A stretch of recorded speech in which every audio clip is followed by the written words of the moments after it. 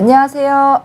대한내과의사회와 비욘디가 함께하는 내 몸의 닥터 시간입니다. 저는 내과 전문의 성혜영입니다. 오늘 내과 전문의이자 대한의사협회 기획이사이신 박준일 이사님을 모시고 지난 1편에 이어서 2편 강의를 준비하였습니다. 이사님 안녕하세요. 네, 안녕하세요. 네. 지난 1편 이어서 이제 2편, 지난번에 좀 길어서 좀 잘라서 나눠가지고 2편을 하겠습니다. 네. 지난번에 1편 나가고 호응이 굉장히 많았습니다. 제 외래 환자분들 관심이 뜨거우시고 또 몰랐던 그 의대 증언에 관련된 과학적 근거 분석해줘서 고맙다는 얘기도 많이 들었습니다. 좀 반응이 있으셨나요? 저는 아무래도 저희 동네 상에서는 어르신들이 많아가지고 아직 그런 얘기는 좀 못 들었습니다. 네. 네네. 그래도 이제 이렇게 한번 이제 우리가 짚고 넘어가야 될 문제들에 대해서 분석하는 시간이 꼭 필요했던 것 같은데 그 어디서도 들을 수 없는 귀한 강의 감사합니다. 아닙니다. 네, 예, 감사합니다. 네. 자, 그럼 우선은 오늘도 이제 여러 가지 검토 과정이 있을 텐데요. 우선은 1편을 못 보신 시청자분들도 계시기 때문에 1편을 간단하게 조금 짚고 넘어가겠습니다. 네, 약간 서머리에서 보겠습니다. 이게 전부 다 설명하면 끝이 없으니까요. 네. 자, 보겠습니다. 일단 우린 포커스가 이제 의대 증언이 무엇인가라는 거에 대해서 이제 과학적 근거 중심으로 가는 거죠. 지난번에 보셨으면 어느 정도 아실 건데. 일단은 뭐 의료 제도 했던 이유가 왜 제도가 필요한지, 그 다음에 미국과 일본의 사례, 그 다음에 병상 증가 문제, 그리고 그 다음에 응급실 뺑뺑이와 지방의사 부족, 그리고 소아과 오픈런 여기까지 간단하게 하고요. 그리고 난 다음에 이제 정부 그 근거 논문에 대한 분석, 그리고 교육의 질과 시설, 그 다음에 이제 고령화에 따른 의료 수요 및 의료비 증가, 그리고 의사 수입 이렇게 해서 핵심적인 이슈화됐던 것들을 중점으로 좀 얘기를 하겠습니다. 네.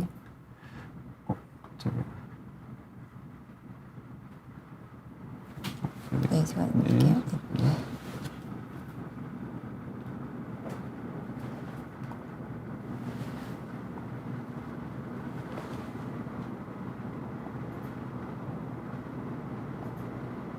네, 좋습니다. 일단은 의료 제도가 이제 문제되는 이유는 여러 가지가 있지만 우리나라하고 일본은 비슷하고 그다음에 이제 행위별 수가입니다. 즉 내가 환자가 그 의사를 만났을 때 하는 행위 하나하나당의 이제 가치가 매겨져 있는 거죠. 그렇지만 이제 우리가 이제 OECD 소위 말하는 OECD 국가들의 대부분들은 그렇지 않고 주치의제나 아니면 인두제 이런 식으로 해가지고 어떤 패키지 묶여가지고 돼 있는 거죠. 네, 그래서 보면 그 단독 개원이나 이런 것들 했던 패턴을 했었고요. 그래서 이제 그 차이가 과연 무엇이 좋으냐, 의료의 질에 대해서 할 것이냐, 아니면 접근성에 대해서 할 것이냐, 아니면 비용에 대해서 할 것이냐, 이런 문제를 어느 정도 알고 계셔야 됩니다. 다만 우리 행위별 수가제의 극명한 거는 그 본인이 원하는 데만큼 접근성이 뛰어나기 때문에 당연히 외래 진료 횟수가 높을 수밖에 없습니다. 그렇지만 포괄수가나 인두제나 주치의제를 추구하는 OECD나 다른 국가에 대해서는 보시다시피 최소 4주 이상의 그 대기 기간이 굉장히 긴 걸로 돼 있습니다. 그럼에도 불구하고 두 제도에 비교해서 과연 그럼 회피 가능 사망률이 어떠냐가 이제 가장 큰 이슈가 될 텐데 한국이 가장 뛰어나게 돼 있는 걸로 돼 있죠. 의료의 수준이 그만큼 높다는 뜻이고요.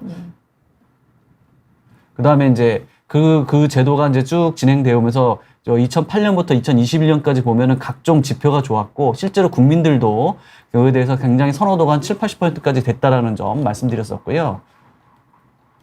그 다음에 이제 그것뿐만 아니라 이제 오바마 대통령이 가장 한국 의료를 극찬했던 것 중에 하나가 유니버설 헬스 커버리지, 즉 보편적 건강 보장이라는 관점이었었는데 이게 지금 현재 한국의 최고 높다는 거죠. 보시다시피 미국이라던가 영국이라던가 일본 같은 것보다 월등하게 좋습니다.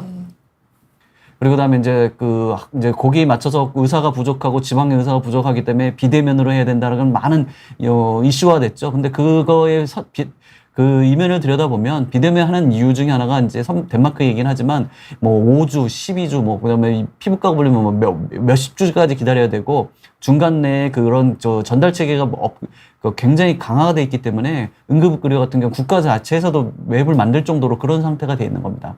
그다음에 이제 정원 기준 자체가 우리만 이런 게 아니라 행위별 수가가 똑같은 게 돼 있는 미국과 일본을 비교해 보면 이미 국가에서 어느 정도 틀을 정했으면 한 150에서 160, 170 뭐 이렇게 딱 정해놓고 거기 안에서 목표를 갖고 정하고 있습니다. 그렇다면 우리나라 모르냐? 그렇지 않습니다. 복지부도 다 알고 있었고 과거서부터 의약분업 전부터 해가지고 준비를 했고 그 의사가 많기 때문에 그때부터 조절하자 그러다가 어느 순간부터 갑자기 바뀌면서 그 의사를 늘려야 된다, 증원을 해야 된다는 얘기가 나왔죠.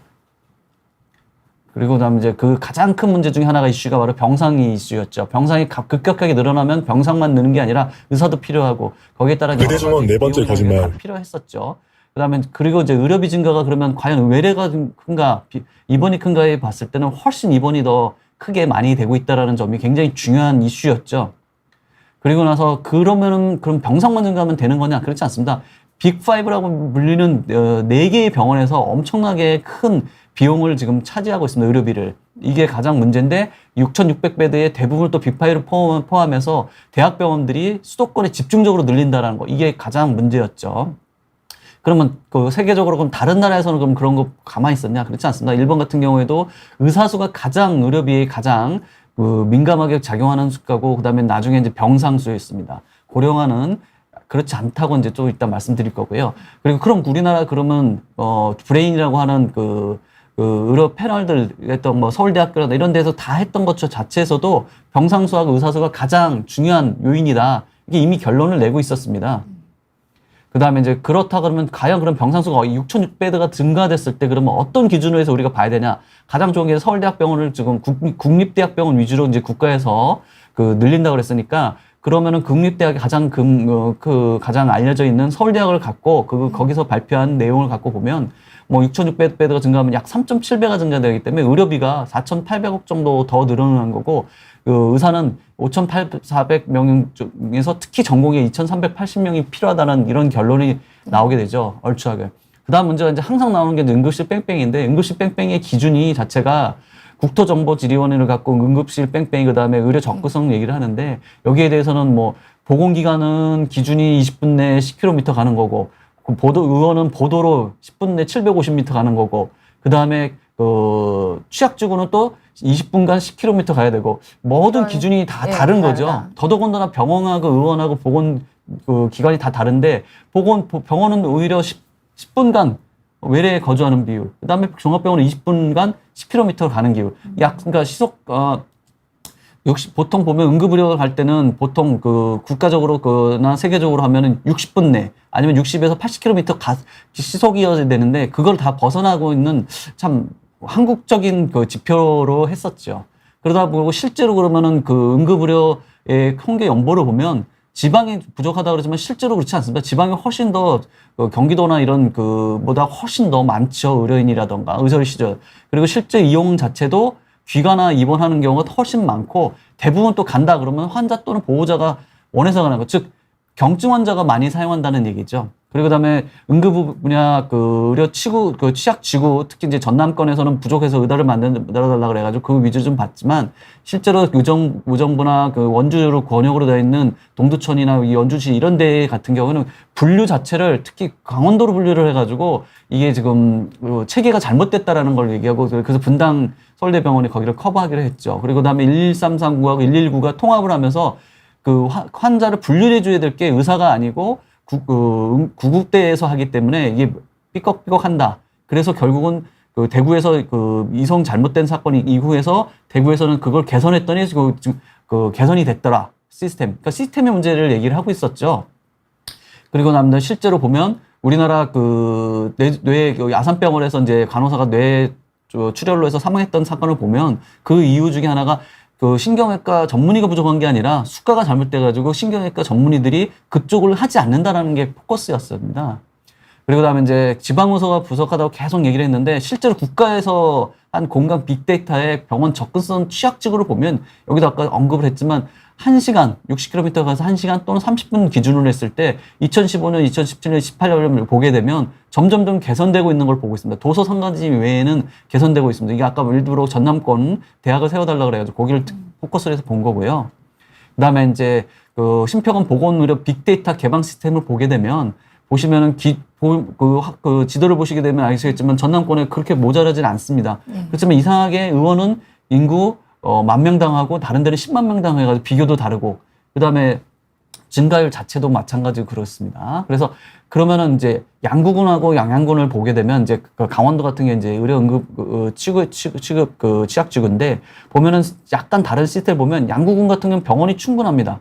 그리고 영양군 같으면은 병원은 없지만 보건기관, 즉 국가에서 운영하는 보건소나 보건진소가 많죠. 그리고 환자 발생은 거의 비슷하고 인구도 거의 비슷하거든요. 위치도 거의 같고 그렇습니다. 그런데도 불구하고 보면 양구군은 100만 명당 병원 수도 전국 최고고, 그 다음에 실제로 그 전라남도라던가 뭐 이렇게 지방으로 가서 부족하다는 곳에 보면 100만 명당 종합병원도 최고로 높습니다. 그러니까 지금 뭔가 지금 의료 시스템이 지금 잘못됐다는 걸 의미를 계속 데이터에서는 얘기를 하고 있습니다. 그러다 보니까 그 지역별 의료 이용을 통계라던가 뭐 여러 가지 혁신 과제 이런 것들을 보게 되면 서울, 광주 이런 그 대도시 위주로 몰리게 되고 지방은 부족하다고 얘기하지만 실제로 이렇게 240명, 250명에서 그렇게 부족하지 않은 상황이고 10만 명당.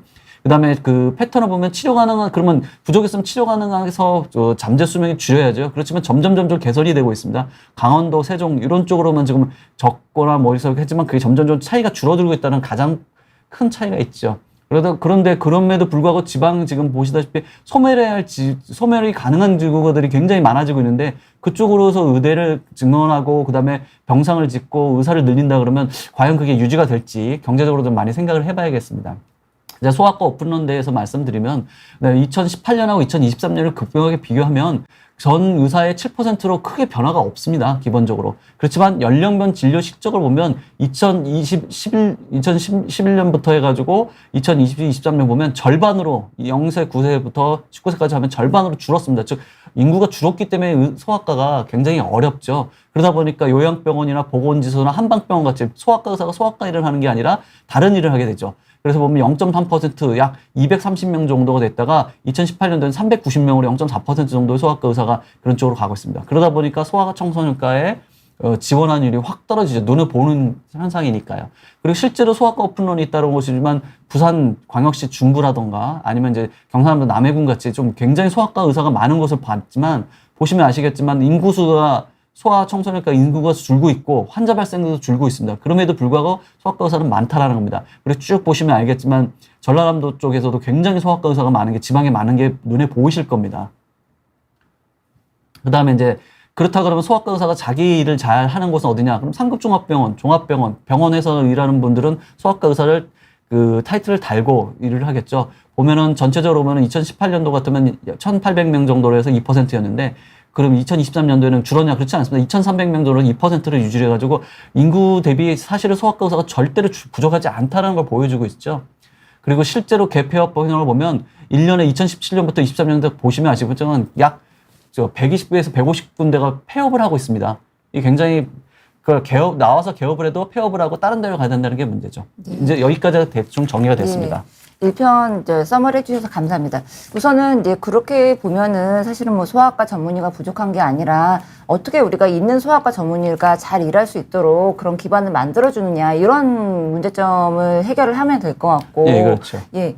그 다음에 이제 정부가 사실은 소아과 문제, 뭐 응급실 뺑뺑이 이런 것들을 개선하기 위해서 의사수를 늘린다고 하지만 그것들은 근본적인 해결책이 되지 않는다. 그리고 오히려 의사수만 늘리고 병상수만 늘리게 되면 그것은 의료비의 증가로 이어져서 오히려 피해가 될 수 있다라는 근거를 얘기해 주신 것 같습니다. 그렇죠. 그러니까 병상이 늘어나 있는데 부족한 의사를 채우기 위해서 의대 증원을 하게 되면 아까도 보셨지만 그 소아과 같은 경우에 전공의 과정을 마치고 나와서 한 1년에 약 150에서 200군데, 120에서 200군데가 개업을 해도 폐업을 하게 되고 갈 데가 없어서 한방병원을 가고 의사가 한방병원 가는 건 말이 안 되죠. 한방병원 가고 그다음에 보건소 가고 이런 쪽으로 가는 겁니다. 그럼 가지 않은 사람들은 어디 갈까요? 일반인으로 개업해가지고 피부 미용을 하게 되는 거죠. 네. 그렇게 되는 겁니다. 그러니까 현 상황에 극명하게 지금 나와 있는 데이터들이 있는데도 불구하고 그렇지 않다고 하면서 자꾸 증오를 한다 그러지만 세계 어디를 가도 소아과 산부인과는 3D입니다. 그래서 뭐 여러 나라에서도 지금 잘 안 해가 젊은 의사들이 안 해가지고 문제를 하고 있는데 그럼 그 나라에서도 그러면 다 증원해서 하냐? 그렇지 않습니다. 그런 분배라던가 어떻게 해야 될 건지 그런 시스템에 대해서 굉장히 고민을 많이 하고 노력하고 있습니다. 근데 그거는 단순히 국가에서 밀어붙여서 하는 게 아니라 같이 의사들, 특히 소아과 의사들, 그다음에 산부인과 의사들이 직접 참여를 해서 본인 현장의 목소리를 듣는다. 물론 응급의학과도 마찬가지고요. 그렇게 지금 막 진행되고 있습니다. 네, 뭐 나중에 맞습니다. 또 말씀을 드릴 기회가 있으면 최근에 또 말씀드리겠습니다. 그 소아과 전문 선생님들이나 뭐 응급의학과 선생님들이 여러 가지 어려운 점을 많이 만들어 말씀해 주셨는데 그러한 점들을 좀 더 귀담아 들어서 우리가 지금 있는 현재 이 어렵게 트레이닝 받은 전문의들이 어떻게 잘 우리가 이런 의료 시스템에서 환자분들 서비스에 그 의료 서비스에 이용될 수 있을지 그런 것들을 같이 상의해 보면 좋겠네요. 네, 맞습니다. 그러니까 지금 아까도 말씀드렸면 UHSC, 유니버설 헬스 커버리지가 우리나라가 높죠. 그다음에 잦은 방문을 했는데도 불구하고 회피 사망률이 굉장히 높아요. 이유가 뭐냐면 우리나라는 1차 의료가 한 80% 정도가 전문의로 이루어졌기 때문에 세계 어느 나라를 가도 1차 의료에 가면 그 제너럴 닥터, 즉 GP라는 복을 거쳐서 그 전문의를 봐야 됩니다. 근데 그 기간이 아까도 말씀드렸지만 4주, 뭐 심지어는 52주 뭐 이렇게까지 굉장히 오래 기다려야 되죠. 이런 그 시스템이 아니었기 때문에 우리나라가 그나마 효율적으로 자원을 이용을 했었는데 과연 이게 무너지고 늘려가지고 한다 그러면 이게 과연 효과가 있을지에 대해도 굉장히 고민을 많이 해야 됩니다. 이게 저희가 일방적인 주장하는 게 아니라 같이 고민을 해서 같이 해결책을 찾지 않으면은 결국 공멸을 한다라는 걸 말씀드리고 싶습니다. 예. 그리고 또 뭐 의대 증원을 한다 치더라도 이렇게 급진적으로 뭐 50% 이상, 60% 이상 1년에 이렇게 의대 준비도 안 되는데 느리는 그런 정책은 없었던 것 같은데요. 그런 국가는 없었습니다. 예. 뭐 지난번에도 말씀드렸지만 일본 같은 경우는 10몇 년간 해가지고 꾸준히 해서 고정돼 있는 의대 정원을 놓고 거기서 이제 가변할 수 있는 그 의대 정원을 갖고 조절해가면서 했었습니다. 그리고 나서 지역 의사를 어떻게 분배를 할 건지, 전공과를 어떻게 분배할 건지 굉장히 고민을 많이 했습니다. 나중에 이제 그런 것들도 다 기사화돼 있고 다 했는데 뭐 그런 것까지 찾아보시는 분들이 없다라는 게 좀 안타깝습니다. 이번에 정부가 이제 2,000명 의대 증원을 발표하면서 나온 근거 중에 그 내세운 근거 중에 하나가 그 세계 논문입니다. 의사 수급 추계에 그 연구, 그 국가 연구로 지원으로 진행됐던 연구죠. 그래서 서울의대 홍윤철 교수님이 진행했던 연구, 그다음에 KDI 권정현 연구자가 발표했던 연구, 보건사회연구원 고려대학교 신영석 교수님입니다. 이 세 가지 논문. 그런데 이 교수님들이 나중에 기자회견을 하셨죠. 우리의 논문이 2,000명의 근거가 직접적인 근거가 되지 않는다. 어떤 이유로 이렇게 기자회견을 하셨던 걸까요? 일단 급격하게 2,000명이 는다라는 거는 아무리 친정부 성향을 가졌던 학자들도 이제 관리학자들이죠. 우려하시는 거죠? 예방학과나 하신 분들도 이거는 있을 수 없는 거기 때문에 당연히 우려를 하는 거죠. 왜냐면 2,000명은 보시면 아까도 서울대학 얘기도 했지만 2,000명이 늘게 되면은 4~5조까지도 5조, 6조 이런 의료비가 늘 뿐만 아니라 그분들이 나와가지고 전문의 따고 나왔을 때 그 폐업률, 그 다음에 그 다른 일을 해야 되는 것들 이런 것들을 고려를 하게 되면 의료 전달 체계부터 의료가 붕괴가 되는 겁니다. 이게 좋은 현상은 아니죠. 예. 근데 이제 이분들이 사용한 그 근거 자료가 보건복지부 데이터란 말입니다. 근데 이 논문 간에 의사 수요와 공급의 차이가 상당한 차이가 있더라고요. 그러니까 어떤 논문은 부족이라고 나오고 어떤 논문은 또 많다라고 나오고 이러한 차이가 어떤 배경에서 나타나는 건지 한번 분석을 해보죠. 네, 보죠. 일단 정부 되게 특이하게 이제 2022년도에 이제 홍윤철 교수님하고 신영석 박사님이 해가지고 한 거죠. 보면은 대부분 다 부족하다고 했습니다. 그러니까 그 부족했던 그 여러 가지 이유를 했지만 뭐 근무일수도 얘기를 하고 그다음에 시나리오로 해가지고 했다고 그러고 막 그렇게 했었죠. 그렇지만 보면은 뭐 증언을 어떻게 했을 때 몇 명 부족 해가지고 이런 식으로 했었죠. 그 다음에 이제 2023년 KDI도 2050년이면 22,000명이 필요하다고 하면서 이렇게 쭉 전반적으로 몇 % 증가해서 증언을 했다고 했는데 전제 조건이 과연 무엇이기 때문에 다른 논문에서는 부족하지 않다 그러고 복지부도 과거에는 부족하지 않았다고 했는데 갑자기 뜬금없이 부족하다는 얘기를 했을까? 이게 지금 중요한 포커스라고 생각합니다. 이분들의 논문 자체에 기본적인 베이스가 뭐가 잘못됐는지 확인을 알아야 그 다음 얘기가 될 것 같아서 그걸 얘기를 드리겠습니다. 보시면 이제 일단 저희가 확보할 수 있는 논문 몇 개가 없기 때문에 이제 그 중에서 이제 신영석 박사 2022년도에 이제 가정의 논문을 논문의 가정의 모순을 좀 말씀드리겠는데 뭐 굉장히 복잡한데 일단은 이 근무일수를 265일로 했습니다. 265일로 했는데 실제로 보면은 그 근무일수가 우리 이제 의료 정원에서 했을 때, 2000 했을 때 보면은 근무일수가 289일이었습니다. 그러니까 289일보다 265일이니까 약 30일 정도가 적고 한 달이 적은 거죠. 289일이 실제로 2020년 기준으로 의사들이 일하는 실제 데이터잖아요. 네, 그렇죠. 의료정책연구소에서 전국 의사 조사를 했습니다. 그러니까 책상에 앉아가지고 261, 255, 240 이렇게 만든 게 아니라 현실이죠. 그러니까 첫 번째 그게 차이가 한 30일 정도 차이 나니까 한 달 정도 차이 난다 그러면 굉장히 큰 차이가 나는데. 저 근무 일수가 생산량이랑 직접적인 관계가 있는데 왜 저렇게 적게 가정을 했을까요? 240일, 255일, 265일. 365일에 휴일을 빼고 하신 거죠. 아. 근데 의사들은 휴일에도 근무를 하죠. 근무를 하고 실제로 일을 하고 환자도 보고 그렇습니다. 이제 그걸 누락한 거고요.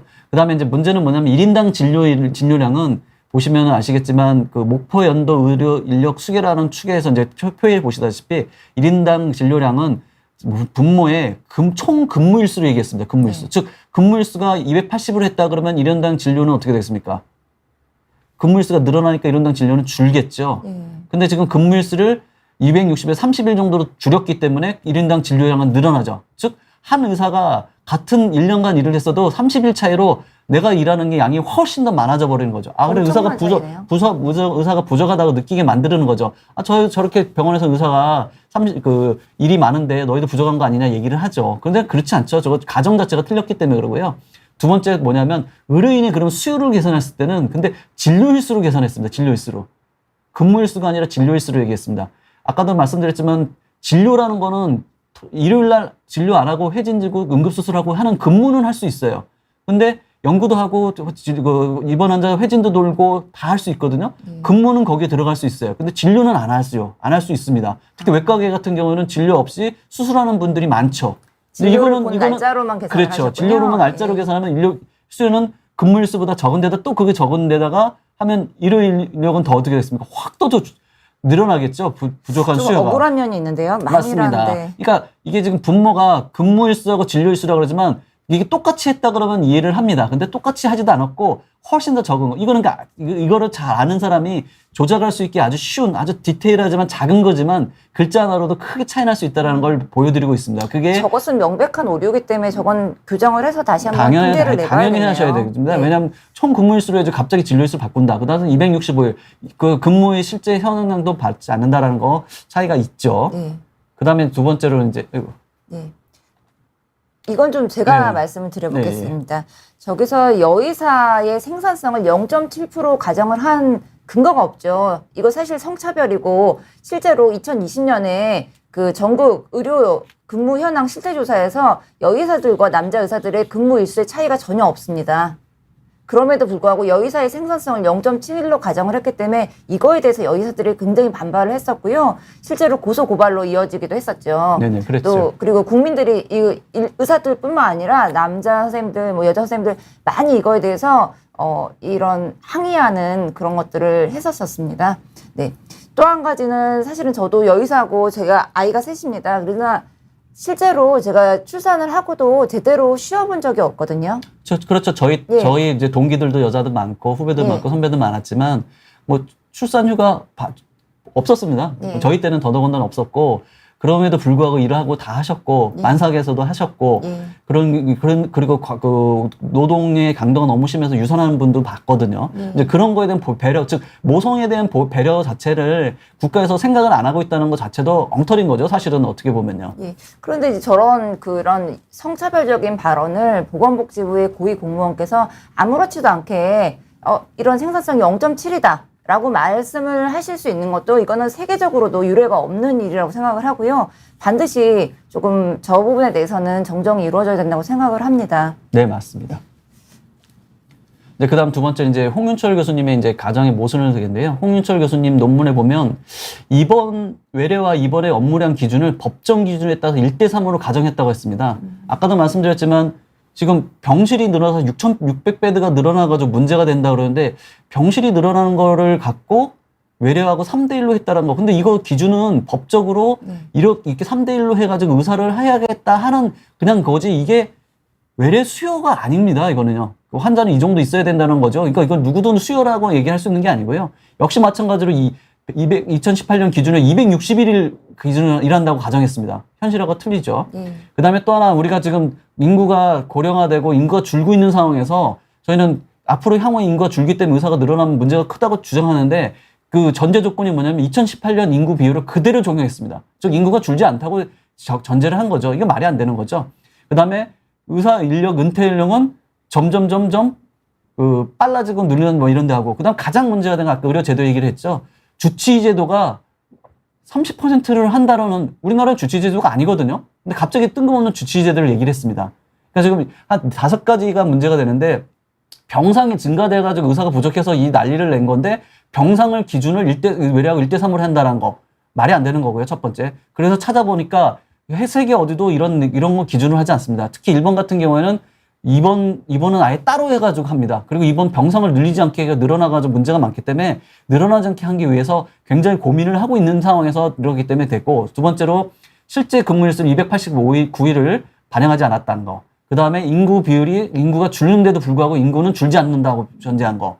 그 다음에 갑자기 뜬금없는 주치의제를 한다라는 거. 이게 말이 안 되는 거죠. 그리고 의사 은퇴도 은퇴는 가정하지만 인구 감소는 고려하지 않았다는 이 5가지 문제가 가장 큰 모순입니다. 그러니 당연히 환자는 줄을 것이고 앞으로, 그런데 의사가 부족하다는 엉뚱한 결과가 나오는 거죠. 그런데 이제 한 가지 다행인 점은 홍윤철 교수님도 이번에 2,000명 증원의 근거가 되지 못한다. 이것은 논문일 뿐이고 사실은 여러 가지 가정으로 학자들이 이런 것들을 시뮬레이션 돌려볼 수 있지 않겠습니까? 네, 그래서 맞습니다. 직접적으로 이것이 정책에 반영되는 것은 옳지 않다라고 메시지를 주셨었고요. 고등법원에 저희가 이런 이제 관련해서 소송이 진행됐을 때도 홍윤철 교수님께서 직접 이 논문은 2,000명의 근거가 아니다라는 의견서도 써주셨어요. 그러니까 제가 또 이제 말씀드린 건 아까도 신영석 박사님도 그렇고 홍윤철 교수님도 그렇고 그 가정의 모순들이 거의 비슷하죠. KDI 거는 제가 보질 못해서 모르겠지만 전제 조건이 일단은 일한다는 날 근무일수가 틀렸고, 두 번째는 인구 비율을 고정해놨다라는 거. 그럼 당연히 부족한 것처럼 만들어질 수가 있죠. 그래서 요거를 오픈해서 그럼 이대로 해가지고 그 시뮬레이션 해서 한번 돌려보자 그렇죠. 이겁니다. 예, 맞습니다. 그리고 주치의제도 같은 저런 말도 안 되는 엉뚱한 소리를 넣지 말고 하자 그러면 어떻게 나오는지 보았으면 좋겠습니다. 그러니까 생각입니다. 이분들이 무조건, 저는 사실은 이분들도 이런 연구를 존중을 하고, 이런 점을 개선해서 한번 이렇게 가정을 해서 돌려보자, 이런 서로 협의를 해서 다양한, 우리 사회가 조금 더 다양한 의견이 나왔으면 좋겠다라고 생각을 하거든요. 네, 맞습니다. 그리고 신영석 교수님도 제가 통화를 한번 해봤습니다, 전에.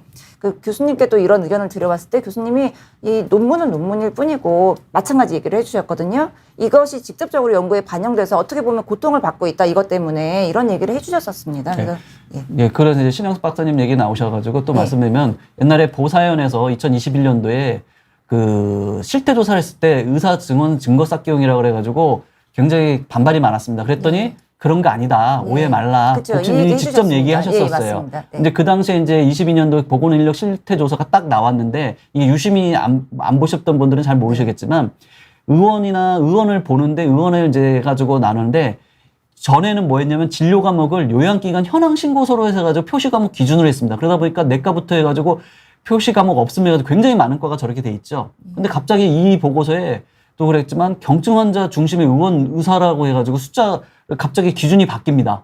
그러면서 보시다시피 가정의학과, 내과, 소아과, 이비인후과, 안과 및 기타 과목으로 하면서 뭐 SMDGS라는 아주 이상한 비율에 나가지고 평균 38.3%를 봐야만이 경증 환자 중심 의원으로 지정된다고 정의를 했습니다. 상당히 꽤 까다롭고 보통 사람이면 이해가 안 가는 정의를 내렸죠.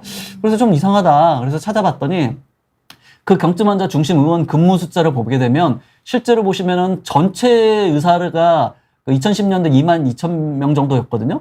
그러다가 2만 명으로 갑자기 소개가 줍니다. 그러다 2020년도에 보면 3만 3천 명이었는데 3만 명으로 줍니다. 한 10%가 갑자기 줄어요, 의사들이. 그러면서 연평균 증감률을 보시면 안과 같은 경우에는 1000명에서 674명으로 마이너스 3.9로 갑자기 줄어드는 마법이 생깁니다.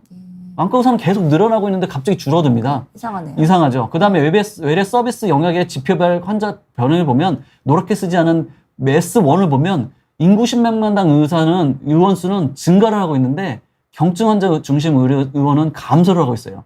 그리고 전체 의사 수는 증가를 하고 있는데 10만 명당 경증 환자 중심의 의사 수는 갑자기 감소를 합니다. 그리고 경증자가 붙은 거 데이터를 보시면 아시겠지만 다 감소를 합니다.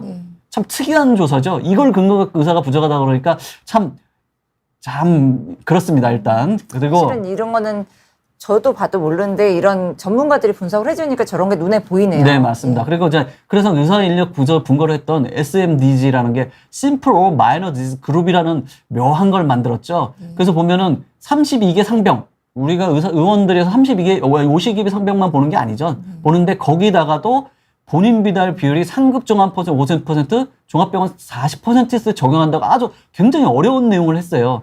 그래서 아까 봤던 그 중에서 안과 보이시죠? 안과 같은 경우는 갑자기 줄죠. 그래서 봤더니 안과는 그 52개 중에서 저렇게 5개 병이 있는데 맥리종, 그러니까 눈콩 다래끼, 그다음에 눈물 그다음에 안구건조증 같은 경우죠. 그다음에 결막염, 백내장, 굴절정애 요거 외에는 아니라고 하는 겁니다. 그러면서 수술을 안 해야 된다는 겁니다. 근데 안과가 요즘은 대부분 어떻게 합니까? 수술하는 병원이죠. 다 예, 모여가지고 여러 명이 공동 개원해가지고 수술하는 쪽으로 많이 변했죠. 그러니까 갑자기 이렇게 안과가 줄어드는 마법이 생깁니다. 그리고 나서 이제 그러다 보니까 또 하나 이 당시에 이제 2021년 지역의료 이용 통계 연보하고 이제 2017년 국민의료보건 실태조사를 볼 때 보시면 아시겠지만 왼쪽에 보면 그 우리나라 전도가 보이죠. 보면은 인구 10만 명당 의원수하고 경증 환자 중심 의원수를 보십시오. 표를 보면 이 도표를 보면 환자가 그러니까 의사가 부족하다는 거 보면은 31 정도까지가 10만 명당이었는데 갑자기 경증 환자는 같은 색이었을 때 빨간색 아주 의자가 많다라는 것으로 표시하는 정도의 레벨까지 갑자기 돼 있습니다. 사실 제대로 했다 그러면 숫자가 화면이 저렇게 그 지도가 저렇게 나오면 안 되죠. 같은 색깔로 맞췄다 그러면. 그렇죠. 그러다 보니까 어떻게 되냐면 보시다시피 이거 그렇게 해서 보정해가지고 경증 환자 중심으로 해가지고 보정하니까 어떻게 했으면 광주 같은 경우는 367명이었던 게 260대를 확 줍니다. 전남도는 250이었던 게 230으로 줍니다. 근데 특이한 게 세종은 190에서 235로 확 늘어요. 왜냐면 세종은 대학병원이 없었거든요. 세종병원이 충남대 세종병원이 생긴 게 그 이후거든요. 세기 전에. 그러면서 어떻게 됩니까? 광주, 전남이 갑자기 의사가 수가 부족한 곳으로 변했죠. 그러니까 저걸 근거 갖고 전남도에 의대를 만들어 달라라는 그런 얘기가 나오는 겁니다. 이런 논문의 통계적인 가정을 할 때도 이거에 대해서 한번 사전 검토를 조금 전문가들과 해야겠네요. 해야 됩니다. 그리고 나서 이제 2017년도에 그렇게 해가지고 시끌시끌 해가지고 2022년도 되니까 그게 문제가 있다고 본인들이 생각하니까 기준 경증 환자 중심 의원에서 1차 의료 강화된 1차 의료 중심으로 바꿨습니다. 갑자기 통계를. 그러다 보니까 어떻게 되면 경증 환자까지 보면 2011년에서 2016년에는 14,000곳으로 늘어져. 근데 1차 중심 의료로 했더니 14,080이었던 곳이 2016년에 1차 중심은 어떻게 돼요? 9,800으로 엄청나게 거의 뭐 60, 70%가 확 줍니다. 의원수가. 되게 웃기죠. 그리고 2016년도에 대해서 대표를 쭉 가다가 2022년도 했더니 10,000개밖에 안 됩니다. 200개밖에 늘지 않는 중간에 개원이 200밖에 안 된다는 말이 안 되는 갑자기 이런 통계가 나오는 거죠.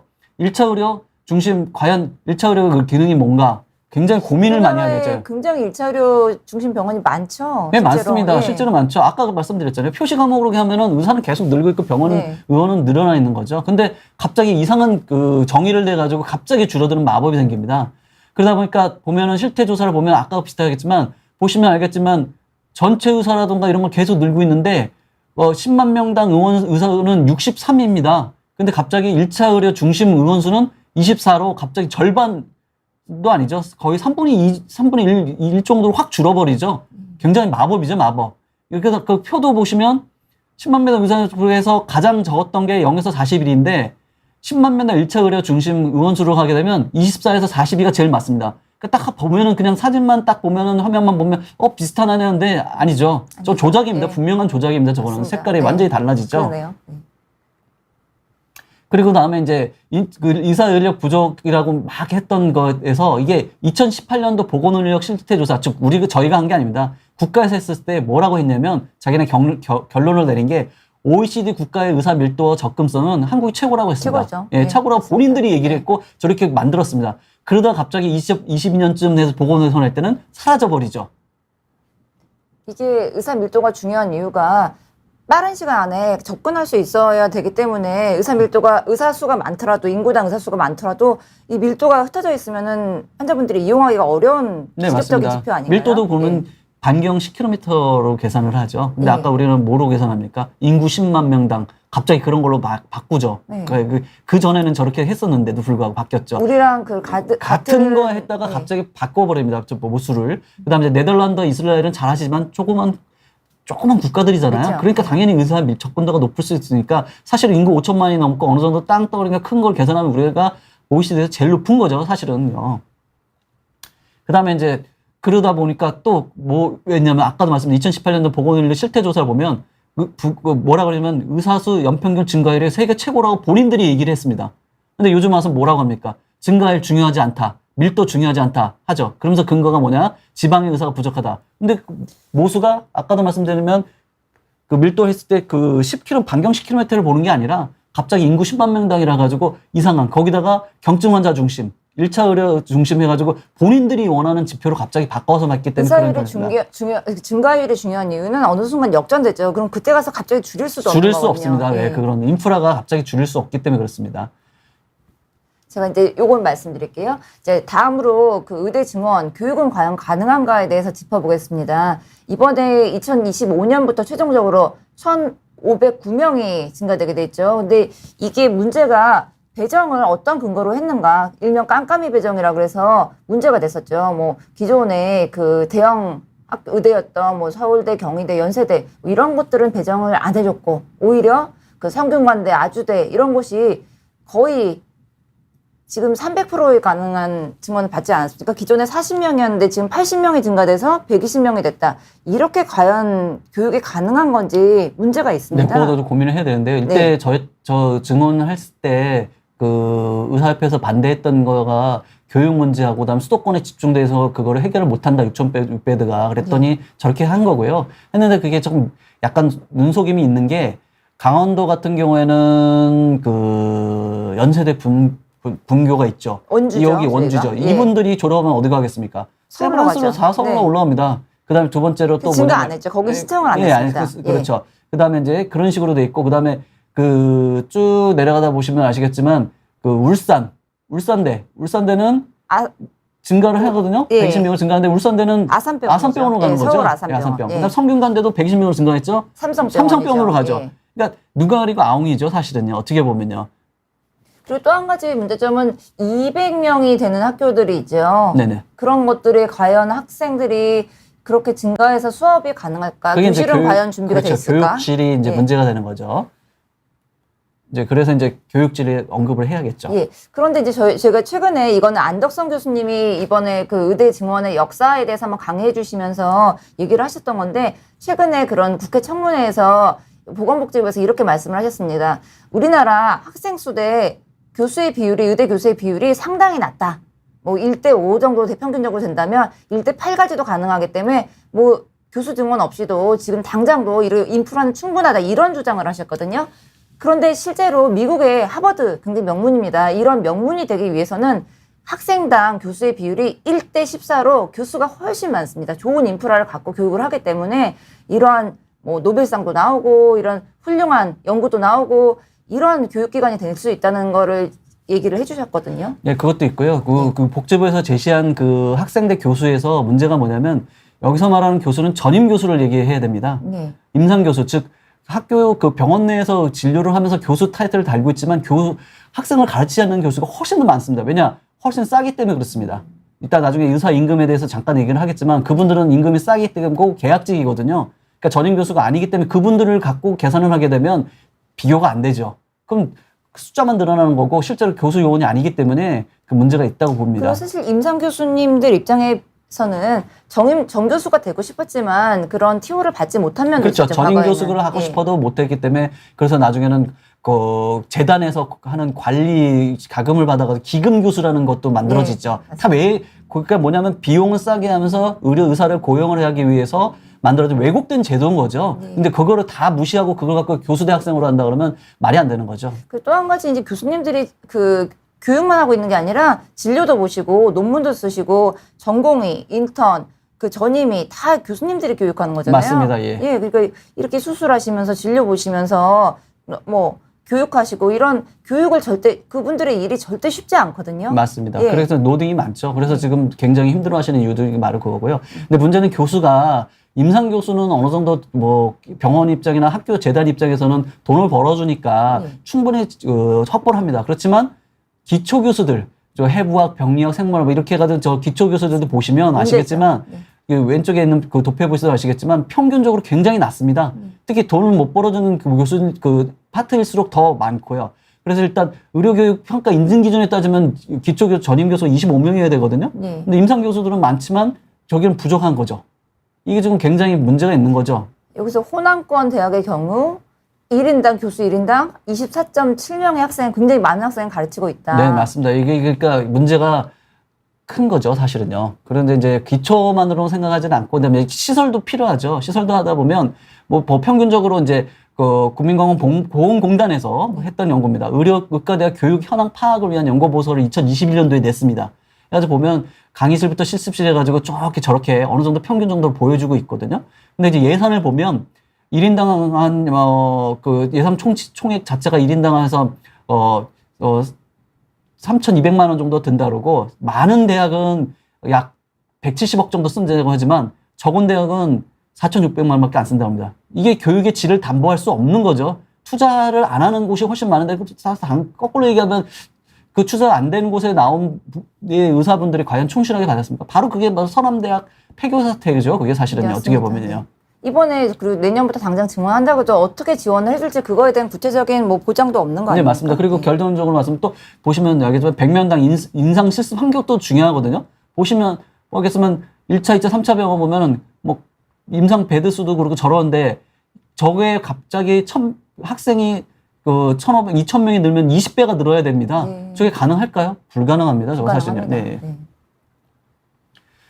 그리고 난 다음에 이제 그 의료정책연구에서 2019년도에 이제 토론했던 건데, 이거는 뭐 지금하고 변화사항이 맞고, 그다음에 인플레이션도 생각해야 되고, 증원등 뭐 이런 것들 다 고민을 해야 되지만, 대충 그 당시에 한 3,000명 정도의 학생들이 이 6년간 배웠을 때는 5,800억 정도가 필요하고, 그다음에 인턴 레지던트 총 수요가 1억 3천억 정도가 필요하다고 그랬습니다. 그런데 합치면 약 2조가 필요한 거죠, 사실은요. 근데 2조 중에서도 특히 수련에 대해서 우리는 한국이 병원에서 다 부담하지만 일본은 국가에서 하고, 그다음에 병원 부담이 다 없는 국가에서 도와주는 역할을 하고 있거든요, 사실은요. 근데 이런 거는 안 하고 갑자기 2조 가까운 돈을 어디서 만들어가지고 할 건지, 이것도 고민을 안 하고 있는 거죠, 국가에서는요. 그 다음에 이제 그러면서 또 교육 질을 자꾸 얘기하니까 교수를 늘린다고 합니다. 근데 교수를 늘리는데, 교수라는 거는 자격이 있고 어느 정도 논문도 쓰고 그랬던 경험이 있어야 누구를 가르치는 건데, 갑자기 교육부에서 국립대학교 교원조수를 2027년도에 1,000명 늘린다 그러면서 100% 인정하는 기관을 확대한다. 즉 의원에서도 가능하게 해놨습니다. 근데 보면은 여기 충북대학교 200명 늘린다 그랬죠. 충북대학교 교원 모집 요강을 보면 200점에서 600점 이하의 연구 실적을 분명히 제출해야 됩니다. 보시다시피 석박사부터 해가 다 연구 실적을 제출해야 되거든요. 참 우스운 거죠. 어떻게 보면 교수가 찍어서 나온다고 생각하는 건데 절대 그렇지 않습니다. 교수라는 것도. 그 다음에 이제 이게 우리하고 비슷한 시기지만 2013년도에 일본에 이제 의대가 부족하다 그래가지고 도호쿠 지방이라고 그래가지고 그 지방에 이제 의대를 신설했을 때 나왔던 이 표입니다. 표를 보시면 우리가 입학 정원을 60명을 늘릴 때는 전임 교수를 130명이 늘려야 되고 병상은 600개를 만들어야 허가를 해주겠다고 했었습니다. 근데 문제는 이제 전임 교수가 아까도 말씀드렸지만 임상 교수나 이런 얘기를 하는 게 아니라 교수, 준교수, 강사 중에서 60사람을 만약에 60명 뽑았다 그러면 30명은 최소한 정교수 이상이 돼야 된다는 겁니다. 그러니까 의료 질을, 그 학생 교육 질을 하고 그다음 임상까지 생각을 하는 거죠. 그쵸. 그러니까 당연히 의대를 함부로 만들지도 않고 병원도 함부로 만들 수가 없는 거죠, 사실은. 다 지금 고려하고 저희 있습니다. 그 충남권에 200명으로 갑자기 늘어난 의대가 있는데 거기에 사실은 예, 800배도 아닌가요? 예, 그러니까 거기 보면 예. 저기 보시면 입학 정원이 100에서 120명까지 는다 그랬죠. 예. 그럼 100명 는다고 생각하면 교수가 140명 있어야 돼요. 병상도 늘어야 병상도 되잖아요. 900배가 늘어야 됩니다. 우리 아무 준비도 안 하면 갑자기 아무것도 어떻게 준비하지 않았습니다. 예. 문제가 많네요. 예, 예. 그 다음에 이제, 그리고 나면 항상 하는 얘기가 뭐냐면, 이거 문제 해결하기 위해서는 이제 그 보건의료 노조도 그렇고, 이제 인의협도 그렇고, 그 다음에 이렇게 이쪽 그 좌파 쪽으로 생각하시는 분들은 뭐냐면, 그러면 공공의료를 늘려서 하면 되지 않느냐 얘기를 하거든요. 그러면서 대표적으로 얘기하는 게 이제 자치의대 얘기를 합니다. 자치의대. 자치의대는 보시다시피 국가에서 만든 의대가 아니라 사립의 의대입니다. 사립. 재단에서 만든 의대이고 다만 그 허가 사항을 그렇게 해서 지방의료 활성화를 위해서 하겠다라고 한 겁니다. 똑같습니다. 그리고 우리나라 이제 의학교육 평가하는 것처럼 일본도 의학교육 평가를 합니다. 그 평가를 하는데 자치의대는 보시다시피 부분적합으로 해가지고 임상경험 쌓는 거, 그다음 교육 커리큘럼, 그다음에 교육 받는 교육 이런 것들이 전부 다 미달입니다. 사실은 어떻게 보면요. 그래서 여기를 인정하지 않고 일본에서도 이 지역 의료 살리는 데에서 여기를 예를 들지 않습니다. 근데 우리나라는 계속 예를 드는데 나중에 문제가 커질 겁니다. 이것도. 그다음에 이제 문제는 교육 지료가 실해가지고 했을 때 뭐라고 국가에서 또 발표를 했냐면 그러면 이번 전담회의에서 전문의 중심의 하겠다 그렇게 했었습니다. 그래서 2024년도 평가 사항에서는 그래서 저렇게 해가지고 상급의사 그 종합병원에도 저렇게 하고 병원에서 해라 이렇게 하다가 갑자기 어느 날 갑자기 뭐라 그러면 24년도 심사의혹 평가 결정에서는 제외를 해버립니다. 왜? 인력 수급 문제비 현실적 어려움을 고려해서 지표 평가를 삭제했다고 했습니다. 이 얘기는 거꾸로 얘기하면 지금 전문의 중심의 병원을 만들 수 없다는 건 국가는 이미 알고 있는 상황입니다. 전공의가 없기 때문에 할 수 없다는 겁니다. 그러면서도 불구하고 뽑겠다고 하는 거니까 참 어불성설이고 앞뒤가 맞지 않은 모순이죠. 그다음에 교육의 질과 시설인데 그럼 일본은 어떻게 했냐면 치바의과대 같은 경우에는 이거는 뭐 자기네들이 하지만 해부학 우리 아까 얘기했죠. 해부학 같은 경우 보면 이렇게 해부학실이 수술실, 실험실, 명환실, 회의실, 탈의실 해가지고 저렇게 다 보게 만들었습니다. 우리나라 충북대 해수학 교수님께서 저렇게 해가지고 저렇게 보여주면서 이거 갖고 어떻게 200명을 하냐 했죠. 너무나 차이 나죠. 이거는 인터넷에 들어가서 해부학 교실만 해가지고 찾아봐도 정말로 이게 문제가 크다는 걸 쉽게 알 수 있습니다. 해부학, 생리학, 양리학 이거 의과대학에서 예과에서 본과에 올라와서도 가장 유급을 많이 받는 학문이죠. 우선은 이게 기간이 얼마 안 남았잖아요. 준비가 되지 않으면 시행을 안 해야겠네요. 내년에 시설도 못하고 교수님도 안 계셔요. 당장 학생만 뽑아놓고 무책임한 교육하겠다고 하는 것들 다 검증해야겠네요. 해야 됩니다. 예. 그다음에 고령화 이제 문제겠습니다. 고령화에 관해서 고령화에 의해서 수요 및 의료비가 증가하냐 이것도 굉장히 논란입니다. 우리는 고령화 사회로 진입했기 때문에 이에 대해서 좀 말씀을 해주시죠. 네네. 이제 고령화가 돼서 의료 수요가 증가된다고 그랬지만 WHO에서는 헬스 에이징이라는 거를 얘기했습니다. 헬스 에이징이 뭐냐면 과거에 비해서 건강한 노인들이 많다. 의료를 내가 서비스를 안 받아도 내가 스스로 건강을 유지하고 쉽게 말하면 건강식품 내가 자꾸 운동하고 미리미리 예방적으로 검진을 받고 한다. 그런 개념이 굉장히 유효하고 실제로 그렇게 해서 뭐라 그러냐면 요즘 고령화에서 이제 커뮤니티 케어라든 방문 진료 얘기하면서 나오는 얘기가 에이징 인 플레스라고 그러거든요. 즉 내가 살던 곳에서 내가 노화가 돼서 죽는 걸 원한다라는 거거든요. 그 얘기 뭐냐면 헬스 에이징이 충분히 가능하기 때문에 되는 겁니다. 병원을 이용하지 않아도 충분히 가능한 시대가 왔다라는 거죠. 그리고 실제로 서울대학교 오주환 교수님께서 얘기하셨는데 건강한 고령화뿐만 아니라 은퇴까지 같이 늦어지기 때문에 절대 의사가 부족하지 않다. 해가지고 실제로 보면 2025년도에 이런 추계를 하게 되면 3분의 2 또는 3분의 1 정도 의사수가 필요한 게 더 줄 수 있다. 왜냐하면 은퇴를 적게 하기 때문에 이런 것도 고려를 해야 되는 겁니다. 그다음에 이제 아까도 잠깐 언급을 했지만 이거는 경제학의 원칙 중에 여러 가지 있지만 공급이 수요를 창출하는 내용 중에서 그럼 공급을 창출하는 건 누구냐? 바로 의사입니다. 그리고 배드, 즉 병상수였고요.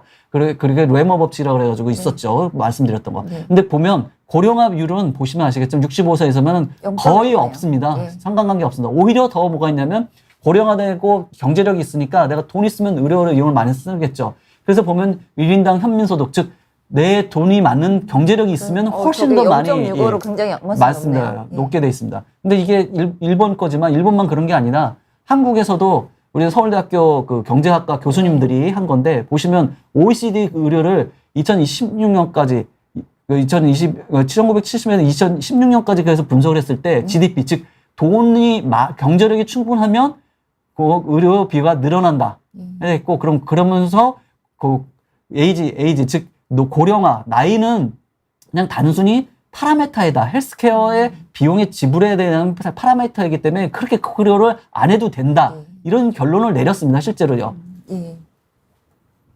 그리고 지난번에도 나왔던 얘기지만 그러면서 거꾸로 얘기하면 고령화 비율은 우리나라가 20%일 때 의사수는 2.8이고 2.8이죠. 일본은 30% 2.8이고 캐나다도 2.9로 거의 같죠. 근데 아까 말씀드렸지만 고령화 시대에 인구는 줄고 의사도 고령화되면서 계속 유지가 된다면 지금 증가되면 어떻게 됐습니까? 지금 저건 역전화가 되는 겁니다. 2025년 기준 네. 20%라고 하면 2.8, 일본에서 2023년에 2.8 동일하네요. 네, 맞습니다. 그럼 네. 그래서 일본은 요번에 그 총무성에서 후생성하고 총무생하고 해가지고 뭐라고 발표했냐면 의사 정원수 줄이겠다. 이렇게 발표한 이유가 이유가 다 있는 겁니다. 다른 나라도 그래서 함부로 의사를 늘리지 않습니다. 일본, 한국, 캐나다 고령화 비율 대비 인구 1000명당 의사수 부족하지 않습니다. 네, 부정했습니다.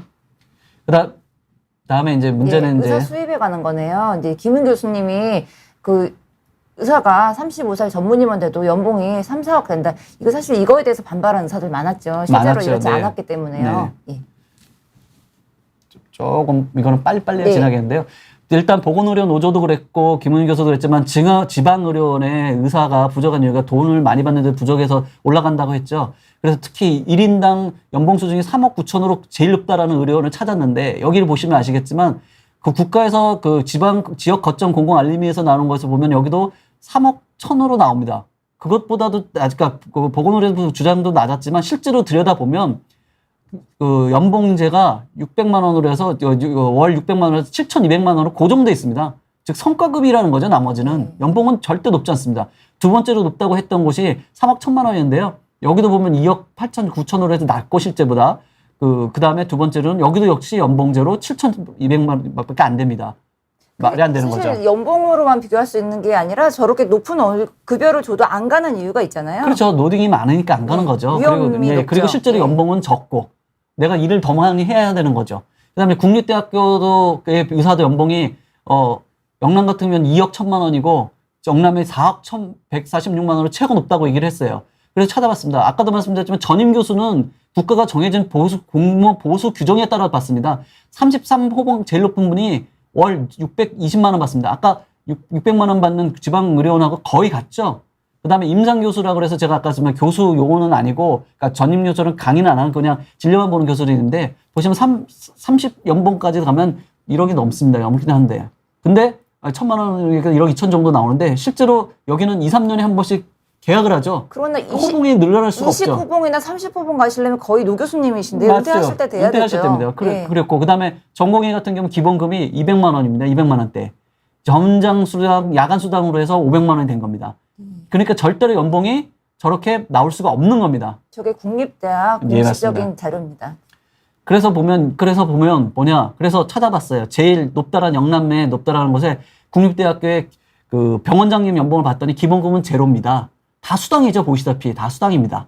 수당이고. 그다음에 전공의 연봉의 통상 연봉의 문제가 뭐냐면 그 시간급을 계산했을 때 연장 근로를 했을 때, 그다음에 휴일 근로를 했을 때, 그다음에 야간 근무했을 때 이거 기본급이 낮으니까 저거 전부 다 못 받는 거죠. 네. 근데 전공의들은 잘못 생각하는 게 나는 그게 다 연봉이라고 생각하시는데 그렇지 않습니다. 기본급이 낮은 겁니다. 예, 맞습니다. 최소한 예. 그래서 그 지금 나오는 최저임금 수준으로 이상을 받아야 저게 되고, 그다음 통상임금에 따라서 연장근로, 휴일, 그다음에 그 야간 근로 그거는 임금 더 일한 받아야 됩니다. 만큼 네, 받아야 받는 게 됩니다. 당연한 예, 거죠. 지금 예. 노동착취당한다고 생각하시면 됩니다. 공직 임금에 대해서는 말이 많은데 이게 이제 OECD의 국가가 제출한 거죠. 굉장히 높다고 얘기를 했습니다. 근데 실제로 통계청 지역 보면 전문의 월 1,000만 원입니다. 그럼 1억 천이기 때문에 저렇게 나오질 않거든요, 사실은요. 그래서 실제로 보면은 그 OECD에 보면 언더에스티메이트, 오버에스티메이트, 즉 저로 나오는데 과로 나오는 게 저째 하나가 뭐냐면 아까 OECD는 얘기했지만 공무원이나 그러기 때문에 공무원들은 공무원 월급만 올립니다. 그러니까 공무원인데 문제는 뭐냐면 유럽이나 이런 데는 공무원들이 아르바이트를 할 수가 있어요. 대표적으로 보면 여기 노랗게 돼 있는 거 있죠. 공무원법에 의해서 귀하는 아르바이트 할 수 있습니다. 이게 돼 있어요. 그러니까 보니까 30% 30%다 아르바이트를 하고 있습니다. 부업이 있습니다. 근데 그거 다 빠지죠. 그 다음에 전공의도 빠집니다. 이제 그런 거 빼고 그 비교를 하니까 당연히 우리나라가 높은 것처럼 보이지만 실제로 저기는 낮게 나와 있는 거죠. 이것도 OECD 이것도 데이터도 하면은 안 되는 거죠. 예. 그다음 또 이제 개업인데 이게 예전까지는 국세통계 포털에서 보면은 이게 연매출이 아니라 수익으로 했었거든요. 근데 갑자기 연매출을 하면서 갑자기 뜬금없이 안과가 20억이 돼버립니다. 아, 저거 근데 연합병원 아닌가? 여러 맞습니다. 아까 줄어드는 거 보여드렸잖아요. 그러니까 그 단독 개원이나 공동 개원이어서 그랬고, 네. 근데 보면 여기도 사업자 기준인데 사업자 기준이 1,700명이라고 정도 됐는데 보면 실제 기관수는 1,700명 훨씬 더 한 70개가 낮아요. 그렇고 근데 가장 결정적인 게 뭐냐면 일반 의원 같은 경우는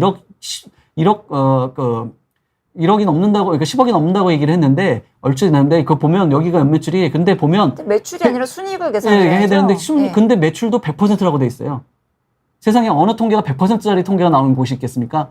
이것도 문제가 많은 거죠, 그렇죠, 사실은요. 맞죠. 예. 그리고 그러니까 거기 매출이 크다고 해서 그게 순이익이나 월급이 급여가 높은 건 절대 아니거든요. 아닙니다. 그거 예. 가장 기본적인 거잖아요. 예, 그래서 21년도 거 보시면 아시겠지만, 여기 뭐라고 돼 있습니까? 소득금액, 수익금 빼가지고 평균 소득으로 계산하는 겁니다. 이게 맞는 거죠. 근데 이쪽에서 보면 올해는 뭐겠습니까? 기관당 매출로 해서 갑자기 이렇게 얘기를 해버렸죠. 바뀌었죠. 그 다음에 보면 아시겠지만 순위 1위가 어디냐면 방사진단 및 병리검사의원을 해가지고 저희가 굉장히 높았어요. 근데 여기는 갑자기 빠졌죠. 그래서 다른 국민일보 같은 경우는 그거에 대해서도 반론을 했었고. 그러니까 뭔가 통계가 일정치도 않고 뭔가 좀 이상한 거죠. 특히 이제 개업이 연매출에 대해서 말하게 하는데 여기서 개업이 얘기할 때는 국민건강보험이나 보험료 상정을 위한 월보 수익으로 갑자기 합니다. 그전에는 세전 수익으로 하다가 갑자기 월보 수익으로 반영했거든요. 근데 이게 국민건강보험법 시행령 38조 3항에 따르면은요, 4대 보험 내고 난 다음에 낸 걸로 하는데 보수액이 이게 뭐냐면 1인 내가 만약에 봉지기를 뒀다. 그럼 봉지기가 올해 그 매출이 줄어서 봉지기는 계속 나가는 거는 원금은 좋은데 내가 만약에 적게 벌었다. 그러면 그 적게 번 거를 내를 하는 게 아니라 봉지비 월급을 갖고 곱하기 2를 하는 겁니다. 이게 참 모순이 있는 거죠. 그리고 그다음에 이 의료법상 의사는 1인은 법인을 할 수가 없어요. 그러면서 비교를 하는 게 변호사가 비교하거든요. 변호사 보시면 아시겠지만 2021년 6천 명이에요. 뭐 이게 할 때, 수익 평균 소득할 때. 그러면서 1억도 안 된다 막 그런 얘기를 했죠. 근데 보면 변호사협회 보면 2만 9천 명이 돼 있습니다. 네. 예. 차이가 나서 그 이유가 바로 법인이 이렇게 되기 때문에 그렇습니다. 예. 예, 이제 여기까지 마무리를 하겠습니다. 이제 강의 오늘 내용이 좀 많았네요. 예. 다음 질문 조금 한 개 정도 받고 오늘 시간 마무리해야 될 것 같습니다.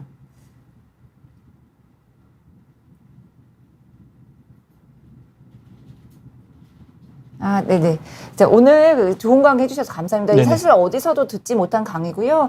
사실 우리나라에 다양한 의견이 좀 더 많아졌으면 좋겠다 이런 생각을 해봅니다. 우리가 이제 뭐 어느 통계 하나가 맞다, 틀리다 이렇게 말할 수 없는 거잖아요. 네네. 특히나 뭐 김윤 교수님 같은 경우는 굉장히 높은 거 상위의 소득만 가지고 그렇게 조금 매도하신 면도 있긴 한데 통계학자시라면 사실은 가장 기본적인 게 지나치게 편의된 데이터는 말씀하시는 게 아니거든요. 예. 보시면 나중에 찾아보시면 알겠지만 2022년도에 발표했던 보건인력 실태조사에 보면 그 임금이나 이런 거 얘기할 때 상위 1%하고 하위 1%는 그 왜곡을 할 수 있기 때문에 빼겠습니다라고 돼 있습니다. 본인들이 그렇게 했던 건데도 불구하고 그걸 갖고 강조하는 거죠. 그리고 지방의료원도 아까도 보시다시피 연봉 낮습니다. 다 자기가 성과급제로 하는 겁니다. 예. 예, 맞습니다. 네. 오늘 또 비온대 나오셔서 좋은 강의 해주셔서 감사합니다. 네. 다음에 또 저희가 시청자 의견은 오늘 다 반영하지 못한 면이 있는데요. 또, 나중에 추후에라도 팔로우해서 필요한 의견은 또 답변을 드리도록 하겠습니다. 네. 오늘 여기까지 비온디 방송 마무리하겠습니다. 감사합니다. 네, 감사합니다. 네.